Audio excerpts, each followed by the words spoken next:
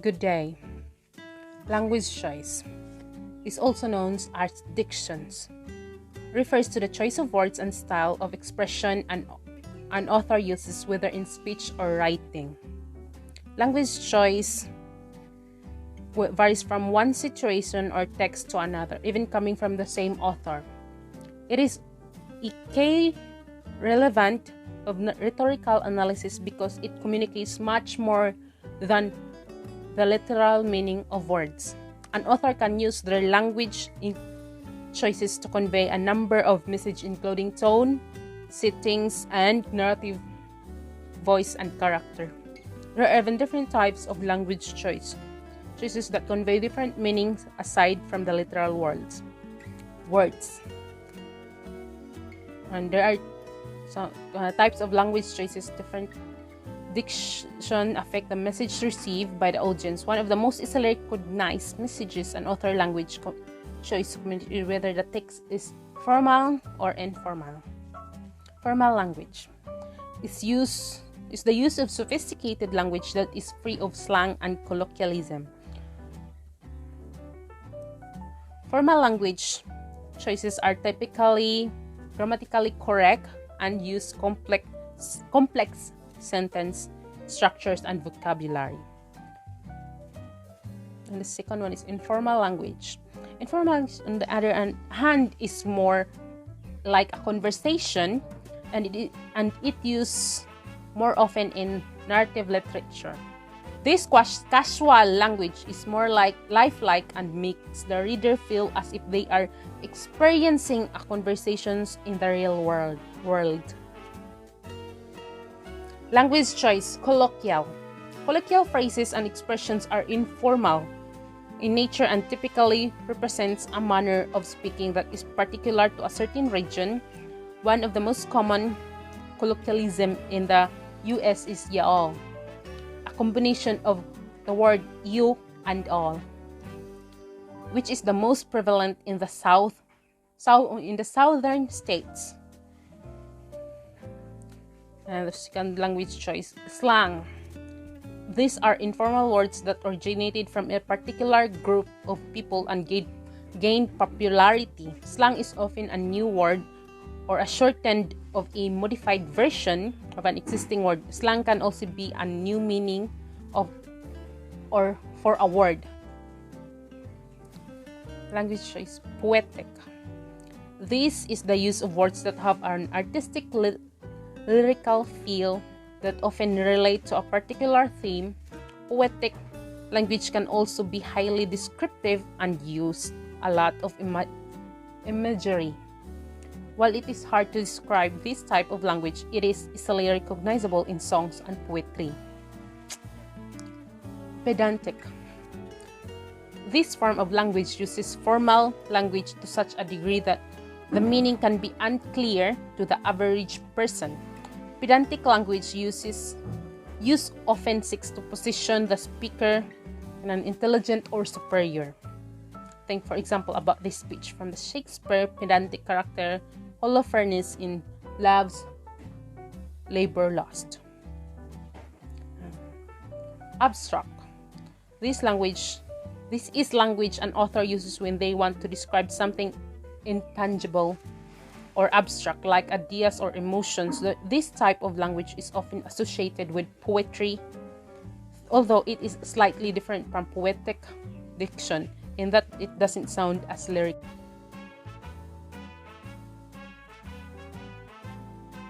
Please use headset for this one. If you are going to write a speech, you must know one of the building blocks to achieve a good speech.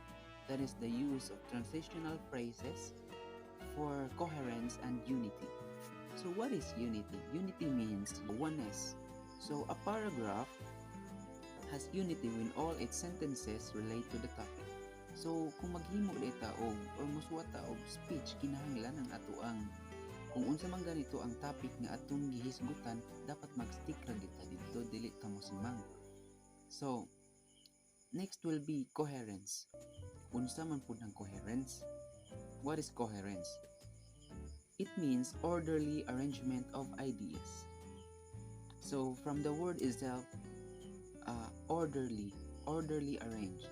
So ato na mahuna-hunaan diha or ato nang mabutang sa atong hunahuna nga dali ra jud ni siya masabtan kung inani ang pagkahimo sa atong paragraph or pagkahimo sa ato ang speech. So a paragraph is coherent when the topic, sentence, and supporting details are organized in an easy to follow way. So as what I've said nga orderly arranged, dali ra siya masabtan. Sunod, an essay is coherent when the paragraphs that develop supporting ideas follow a plan. So ato nang gihisgutan ganiha nga orderly arranged. So it means nana siya gisunod nga sistema or nana siya gisunod nga plano para mahimo nga coherent ang usa ka paragraph, essay or usa ka speech para mas dali siya masabtan sa kadaghanan ug maka-catch gid sa kanang hunahuna og pagsabot sa imuhang mga audience. So unsaon man para mahimong coherent ang usa ka paragraph, kinahanglan order your sentences. So unsaon man day pag-order sa atong sentences, unsaon man nato pag himo sa atong sentence nga mauni siya atong magamit para mahimo nga coherent ang atoang or dali masabtan ang atong paragraph. So first, use time order. Unsa man yung time order? It means putting your ideas in order in which they happen. So like when you are writing about a past event, you need to use time order. So kung magsuwat ka og imuhang kaagi or imuhang ang kaniadto nga nahitabo, kinahanglan na jud kay time order para mas dali masabtan, para dili nimo mabiyaan ang imuhang mga audience or ang imuhang reader sa imuhang speech or basta imuhang audience nga mapuzzle sila bang unsa may nahitabo ato, unsa may kinahanglan nga orderly arrange or naagi siya pagkasunod-sunod sa mga events. For example, atong butangan og kanang time order ang usa ka panghitabo. This is an example. First, we measured out the ingredients for the cake. After that, mao na siya atong time order pod sa ikaduha. Sunod sa first. After that, we mix them together to make a batter. Sunod, then we poured the butter into a cake tin. Finally, we put the cake tin in the oven. So sa diha nga example nako, ang atong gigamit nga time order was first, after, then, and finally. So sa diha nga panghitabo sa imuhang salaysay sa imong gisuwat diha nga past event, diha dali ra siya masabtan ba. So next will be spatial order. Ano man ang spatial order? It means that you explain or describe objects as they are arranged around you in space or in your space. It is used for informative speeches where the topic is organized by location, geography, or moving through a space. Ang kasagaran nga gigamit diri ang imuhang idea ba, magkuan jud ka, i-relate nimo or butangan nimo og location, butangan nimo og asa na siya nahitabo. Mao na siya kanang related ra ang imuhang usa ka butang related sa usa pud ka butang nga put nimo sa usa ka location or imuhang gisaysayang ug asa siya nahitabo ba. So ang kasagaran ng gamiton nato between, on top, inside, din ana siya na siya location. So next, be general to particular or particular to general. Kung maghimo ka or mag-write ka og usa ka sentence, kung maghisgot gani kag usa ka topic, kinahanglan na apoy general to particular ang imong ibutang or particular to general. For example, animal would be a general term, And dog would be halfway between general to specific. But brownie, imong pangan sa imong dog is brownie is more specific. So sa diha dili na ma-question ang audience or ang nakabati sa imuha sa kung unsa may imong gisulti, kung unsa man ang animal na dili sila mapasok diha kung dili sila mag-question silang kaugalingon nga mas masabtan pag nila og dali ang imuhang gisulti. So next will be order of importance. So kinahanglan po di ay kining order of importance, kining atong gitawag og more level ba from least to greatest. So ang mga word ani nga gipanggamit na to, least, most, more, better, best, mao na siya ang usa sa gigamit na to nga ibutan sa atong sentence nga order of importance. So next, use transitional words to show the relationship among the ideas presented. So ari na punta, mao na ni ang atong gisulti kanihang paggamit sa transitional phrases. So ang ato adiri is transitional words. Kining pag gitawag na tog transition from one topic to another topic na pud ba, or from one idea to another idea nga nindot siya pagka-transpose. For example, ang gigamit nato ani kasagaran is after this or that. Usahay po mo gamit po on the other hand, later on, the next day, meanwhile. Mao na siya ang mga transition nga atong transitional words nga kasagaran ginagamit sa paglukso bagikan sa usa ka idea to another idea para dili siya kibul. So kinahanglan nga kamaupod ta mo gamit ana, dapat iput pud nato sa atong sentence or sa ato ang paragraph ang kanang transitional word. So sunod, establish relationship by coordinating unity of time, place, and action using transitional words. So pareha ato kung giingon nga pareha atong after that, on the other hand. So ato ibutang po diri ang time. So pareha ato kung giingon nga first, afterwards, then finally. Mao na siya ato ibutang. So kinahanglan na gid siya pagkasunod-sunod ba para complete ang iyahang details o para dali jud siya masabtan. So sa akong gipanghisgutan karon, ang purpose di ay para anang transitional phrases is para smooth ang imuhang pagkaistorya, para smooth ang pagsabot nila, para mas dali or giingon ra coherent ang imuhang topic or ang imuhang paragraph para mas dali masabtan sa kadaghanan. Mao ni siya ang purpose, mao pud ni siya ang usa sa building blocks para mahimo nga mas nindot o mas madali masabtan ang imuhang speech.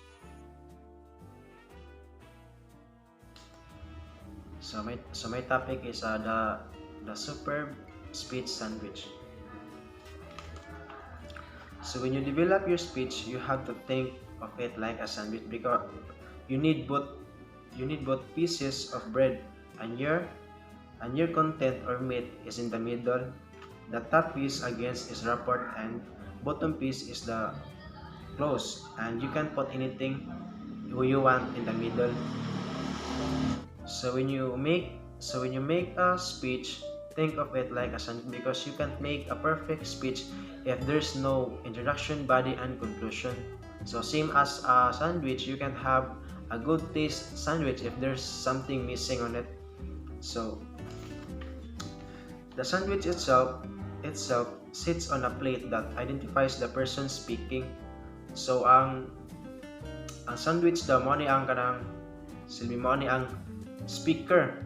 So, speech sandwich analogy to encourage children to remember the key features of a direct speech. So, speech marks are sometimes called inverted commas.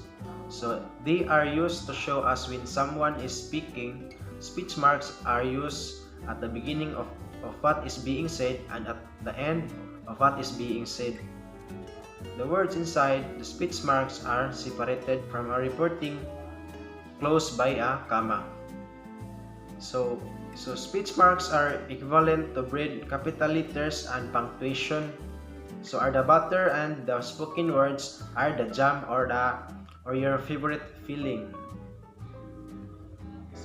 Making a speech, you need to know on how to use the speech marks so that you can have a good outcomes of your speech.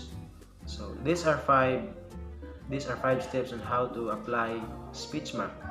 So first, use the opening speech mark. Second, start the speech with a capital letter. Third, write what the character is going to say. And fourth, finish the speech with the correct punctuation. So 5, use the closing speech mark. So therefore, I conclude that speech sandwich is a useful technique or ways on how to create a perfect speech or essay and to know the proper way of using speech marks. That's all. To my respected teacher and classmates, I am here today to tackle the drafting speeches. What is speech writing? A speech is a form of formal spoken communication that an individual delivers with the proper choice of words, expressions, and examples. Its purpose is to explain, inform, or persuade others. Speech writing is the art of writing a message for an audience that can captivate and influence them. Writing a speech is different from writing any other piece of written communication because you write to be heard and not to be read. Effective speech writing not only helps you connect with a large number of people, it also helps you direct them towards a particular agenda. The ability to write and deliver good speeches will help you at conferences, client meetings, and even dinner parties. There are 5 techniques for writing a speech. First one, monitor language and style. Use language appropriate to your audience. Make your speeches interesting by including real-life examples and quotes. Avoid using complex words and jargon. Deliver speech with appropriate nonverbal cues that help draw your audience in. For instance, use an even tone, pause when needed, maintain eye contact, and stand straight without fidgeting. The second one is make room for questions. An effective way to liven up your speech is to ask your audience open-ended questions. Not only does it engage them, but it also helps them remain focused. Prepare a set of relevant or predicted questions in advance. You may also conclude your speech with a thought-provoking questions. The third one is pause at the right moments. A powerful pause adds impact to a sentence. When writing a speech, group your sentences into short paragraphs and use the paragraph breaks to take a pause. Don't be afraid to wait for a few seconds before speaking again. The drop and rise in your voice as you begin speaking after a pause will help you emphasize key points. And the fourth one is use the power of 3. Words and messages are best remembered in groups of 3. Group your ideas into threes and use alliteration to make them memorable. An example is, live, laugh, and love is the motto we live by. The power of 3 makes speeches impactful. The last one is implement dramatic contrast. When you place 2 opposing ideas or viewpoints together, you create a dramatic contrast. This method is extremely useful if you want to surprise your audience and draw them into your speech. Here's an example. 5 years ago, we had nothing, but look at us today. Our earnings have doubled every quarter, and we have opened offices in 5 cities.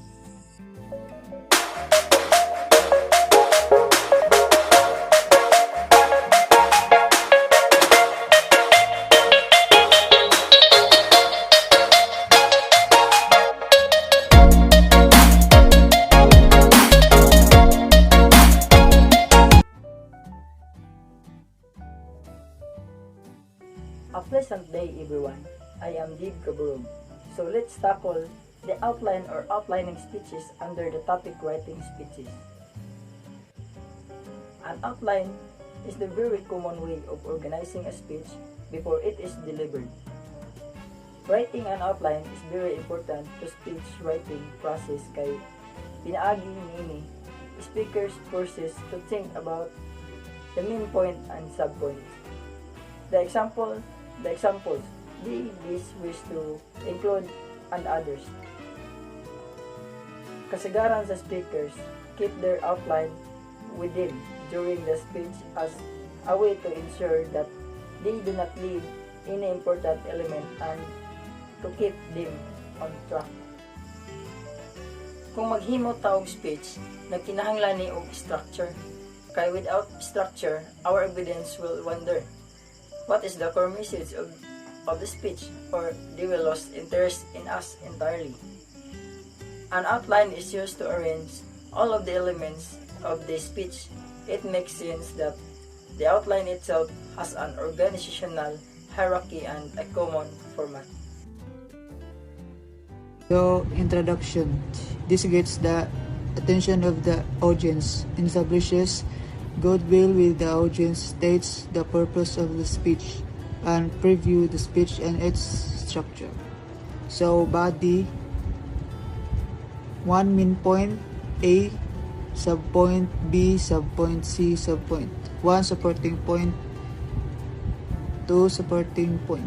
So, explanation is also there are a variety of outline style. Generally, they follow the same pattern. So, main ideas are preceded by Roman numerals, etc. Subpoints are preceded by capital letters. Then Arabic numerals, 1, 2, 3, and finally lowercase letters. Each level of subordination is also differentiated from its predecessor by indenting a few space. Indenting makes it easy to find your main point, subpoint, and the supporting point, and example below them. So the conclusion is, this prepare the audience for the end of the speech, present any final appeals, and summarize and wrap up the speech.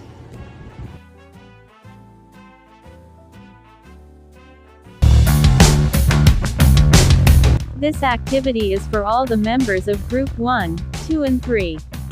Outline and draft your own original speech based on your field of expertise. Write it in a one-whole sheet of paper. And pass it to Clyde Flores Guapo Kayo ha ha ha ha ha ha ha ha ha ha.